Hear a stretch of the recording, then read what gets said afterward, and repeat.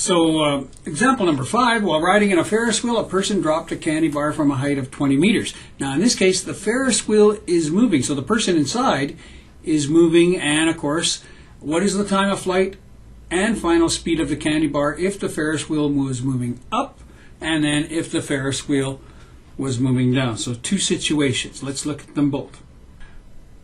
So here's the Ferris wheel, and initially, in the first case, the Ferris wheel is moving up, and the person dropped the candy bar. So even though when you usually say drop, that means the initial velocity is 0. In this case, because the Ferris wheel is moving, the initial velocity isn't 0, but it's positive 8.5.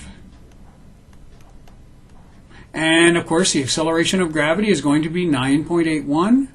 And the displacement of the object from the point of release to when it hits the ground is going to be negative 20 meters. And of course, they want to know the time of flight and the final velocity. Well, the time of flight is a very difficult one. Let's take a look at that. D is equal to VIT plus 1/2 AT squared. Now the problem with solving for time here is that time is in this part of the equation and time is also here. In math, you have something called the quadratic formula that would help you to solve for this, but a little more complicated than it needs to be.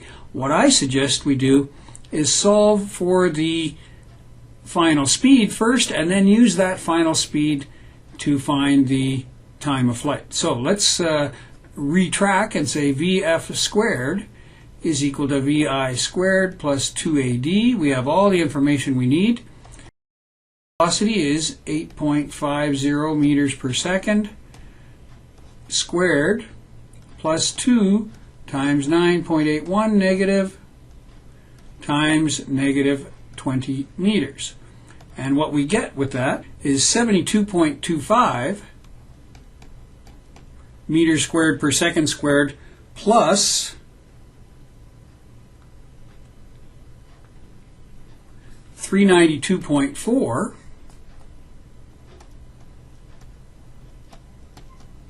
and that gives us a total of 464.65. 464.65, and that of course is meters squared per second squared. So VF is going to be the square root of that, and it's 21.55 meters per second. We know that it has to be down. When it hits the ground, it's moving down. So there's your final speed when it hits the ground.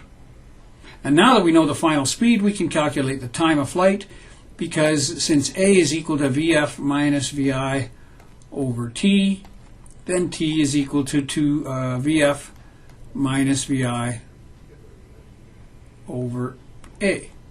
And that's equal to negative 21.55 minus 8.5 divided by negative 9.81.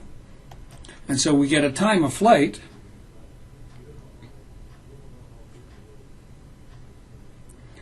divide by 9.81, and we get 3.063.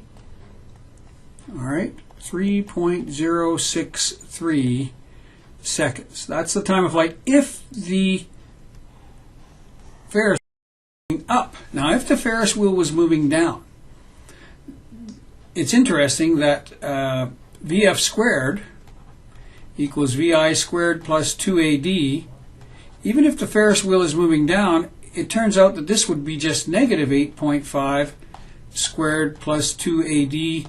What we end up with is exactly the same number, 464.65. So that's meters squared per second squared. And we end up with the final velocity of negative 21.55.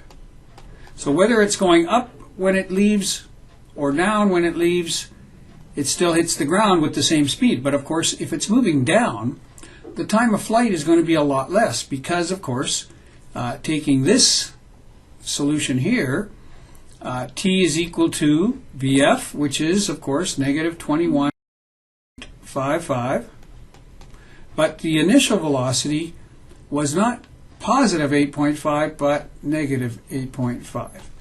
And we divide that by negative 9.81. We get a much smaller number. It's going to be 21.55 minus 8.5 minus negative 8.5, which is the same as adding. And so we only get a difference in velocity of 13.0 because it doesn't have as much time to pick up speed. Divide that by 9.81, and you get negative, or you get 1.33 seconds. All right, so when you throw it up, it takes longer. 1.3308 seconds should be your answer. So here's the time of flight. If it's going up, this is A. Going down, this is for B. And notice that the final velocity or final speed is negative or 21.6 down in both cases. All right, excellent little question.